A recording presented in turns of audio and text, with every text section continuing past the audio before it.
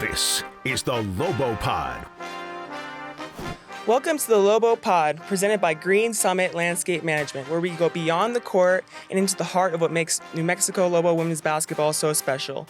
I'm your host, McClure, with co-host Isaiah Fernandez, and today we're kicking off something new. This is the start of a new chapter of Lobo women's basketball, and it starts with a man who's been leading this program for nearly a decade, Coach Michael Bradbury. Thanks, Nike. I appreciate it. Yeah, Coach, it's good having you on today. We're really excited to get into Lobo basketball with you.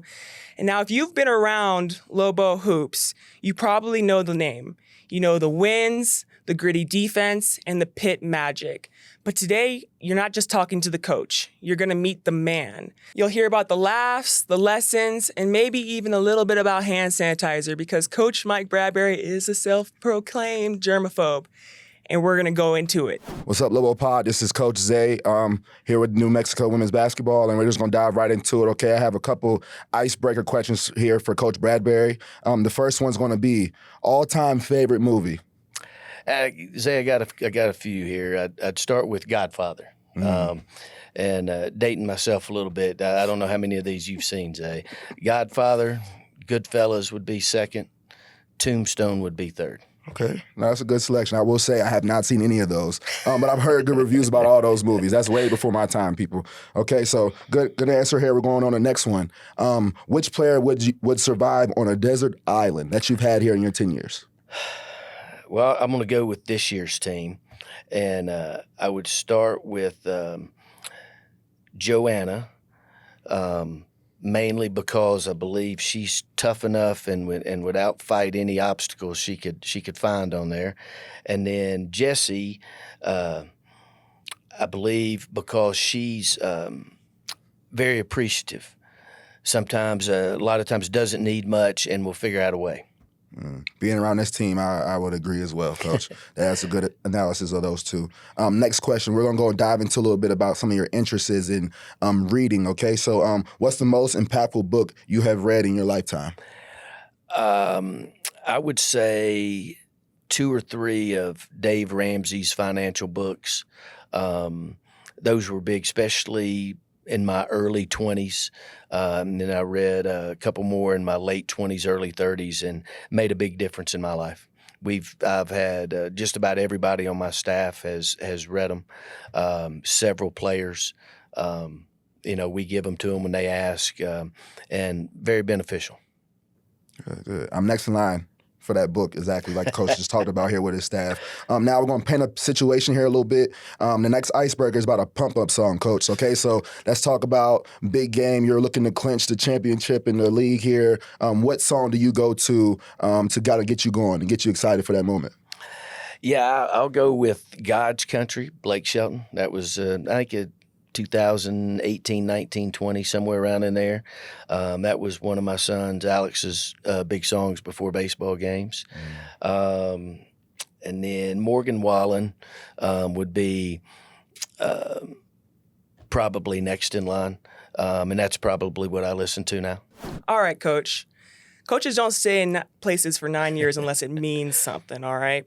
So let's get into, how would you describe yourself today compared to, let's say, 10 years ago as a coach? I think much more focused, detail-oriented, more focused on character, culture of the team, a lot more than I used to be. Used to be about just accumulate as much talent as you can. Now much more focused on character and culture. Mm-hmm.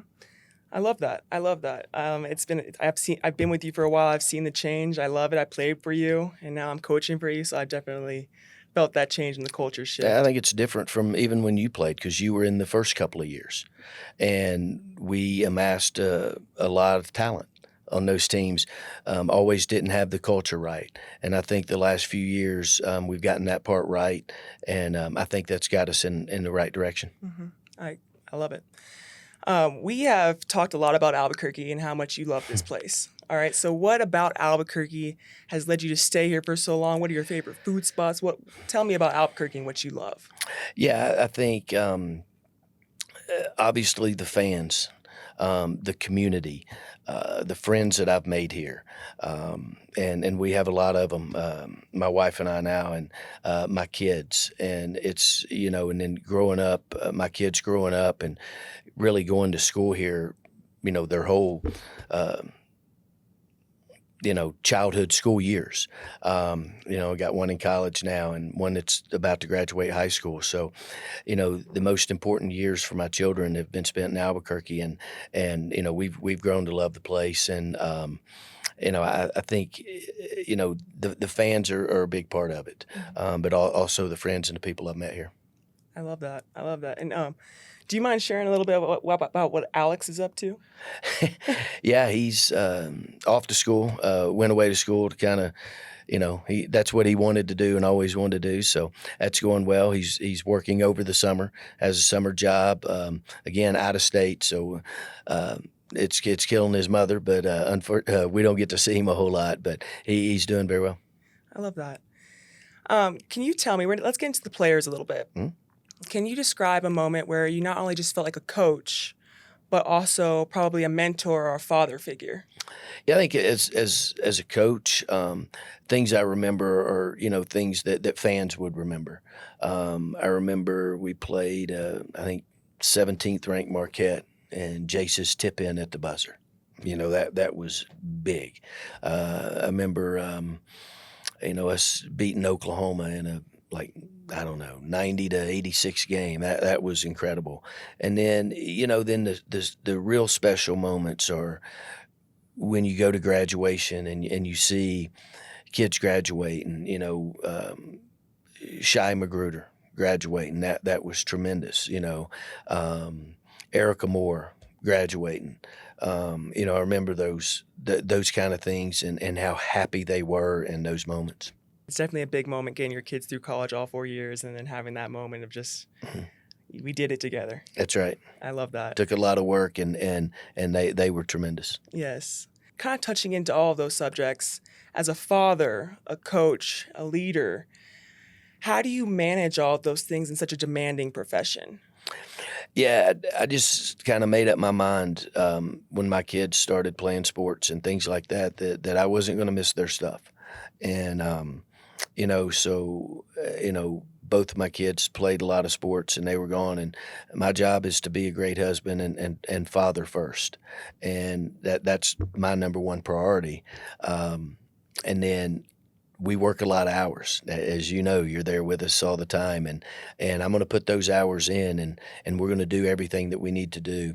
But I do have balance. And I think that's why I'm able to stay happy and be happy. Balance is key. Balance is key. Well, let's get into you as a coach, your vision for this program this season. Yeah, I think with this team, now that we've got the culture and the character and all that piece, now the talent is also starting to accumulate again. And I think our staff, you, Keith, Mackenzie, Zay, have done a tremendous job recruiting and not just recruiting and signing players, but getting the right ones. I think this year's team, if we can stay healthy, has a lot of potential. I agree. It's going to be a fantastic year. I'm excited. I'm very excited. What can we expect from you and from Lobo women's basketball staff, our staff, about this team's culture, this team's identity? Yeah, I think this team's identity can be different than the past.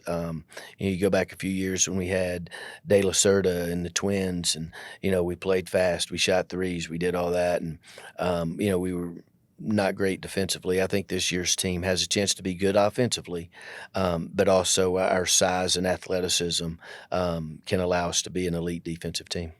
All right, Coach, so this is a busy month this month. July is always busy for coaching staff. You got your players just finally getting here, working out, and also going out recruiting and watching future Lobos, okay? So talk to us a little bit about what the focus has been on your staff and with your players this offseason so far. Yeah, July is a tricky period. You've got a lot of recruiting days that go basically Thursday through Monday, so it gives you Tuesday and Wednesday to basically practice with the team. So it's a tough balance. that we have to focus on those 8 days of recruiting that we have, but also make sure that our team back home, so to speak, is still progressing at the rate we want them to. Right. Now let's talk about the recruiting side a little bit. As you get a little deeper into that, it's exciting because you're getting to go out and see future Lobos that you've been talking to, because we build relationships for multiple years now as they're getting into their final years of high school. So let's talk about a little bit, in your eyes, what makes someone a Lady Lobo? I think when we go watch, first of all, you got to make sure they're a good enough player. That's the first thing. But then also you have to be able to judge and watch how they are when they're not in the game, how they act when they're on the bench, how their parents act in the stands. Those are important things, and that will tell you about, their character and what kind of character they'll have when you bring them into your culture. So those are things that we're looking at. And then when you get to the basketball side, some of the intangibles of toughness and grit, things like that, are things that we're looking for. Good. All right. I hope you all are taking those. Those are free gems right there from Coach Bradbury, letting you know how to get recruited and have an opportunity to play here at the University of New Mexico, okay? Now let's talk about, we're going back to our players a little bit. In the long term, what is your biggest goal between you and your staff that you want the kids that are here now to take away from this summer period? I would say the biggest thing is we get the fundamentals in, we get the base of the offense and the defense in, which, that's basketball stuff. But then some of the most important things are togetherness, culture, getting along, being able to understand each other. If we can get that taken care of as well, that'll make the fall and the season a lot easier. I want you guys to know one thing about Coach Bradbury. He is very, very competitive. That's what I love about him the most, and that's why I feel like we get along the most, because we like to play and we like to compete and we want to win at the highest level no matter what it takes, okay? So we're going to flip it a little bit and talk about the schedule. Okay, so you got some big opponents coming in. We got Houston on December 13th, and before that we have Texas Tech on November 23rd, Coach. So talk about how fired up the fan base and the community should be for those matchups and just the season in general. I think this is by far the most challenging schedule we've had. As many as 5 Power 4 teams on the schedule, 2 at home, 2 on the road, and 1 on a neutral court. This will be a very, very challenging schedule. We've decided to upgrade it tremendously to prepare us to play in postseason play. And I think our fans will see, one, how much better this team is, and how much more exciting this team can be. But the big name schools coming in here, I'm hoping energizes our fan base and ticket sales. Yes, as you guys know, the Pit is a big-time environment, okay? So we got to make sure we pack the Pit this season for the Lady Lobos. Just going into, again, about the schedule, what kind of things do you look for, or what do you kind of have like a checklist of when you're thinking about opponents? What kind of goes into making those decisions about the schedule? Well, one is how can they help you net ranking-wise, to reach your goals. So when you get that and you're meeting that challenge, then it's what style do they play? Can you play against some different styles? Small and quick, pressing, whatever it is. And we've got that with all the teams that we have, 11 non-conference games, and we've met that criteria. So I think we'll be challenged. Good. Again, picking up on that again about just being challenged with the schedule. What kind of tests outside of those games provided for you guys early on in the season are you looking forward to seeing from the team with having those Power 4, Power 5 opponents? Yeah, I think, one, how can we handle adversity? Because there's going to be some rough patches. In those games, also, maybe over a stretch of time. You could see that last year. We got off to a hot start in conference play, then hit a really tough stretch, losing 5 in a row, and that team showed some character, bouncing back and winning 5 of our last 6 to close it out. So I think we'll see those challenges early in the non-conference in this upcoming season. All right, Coach. I talked about it a little bit in the intro, just a little bit. I want to talk about the absurd amounts of hand sanitizer you use. Why is that? I don't know when it started. I can't give you a date. But it's really just like with my hands. Yeah. It's really no other thing. So I don't know if it's OCD or what it is, but yeah, it's just with my hands. Like I don't like to touch, a lot of stuff and things like that. And when I do, then it's immediate to the hand sanitizer. Yeah. And it's amazing because you have, in the 5 years, I'm going to my fifth year now. In those years, you've never been sick. How important is it for you to stay healthy in this job? That's the goal. Is I don't know if luck or whatever it is, but I haven't missed a day of work in 30 years. So that's something that I'm proud of. Actually, I don't know if I should be, but yeah, you got to kind of fight through it. And I don't know how the hand sanitizer and the washing hands and all that stuff started, but it's here and it's kind of ingrained now. Hey, we're rocking with that's you. That's Mike Bradbury. We love it. Talk about our season ticket holders and how important they are to us.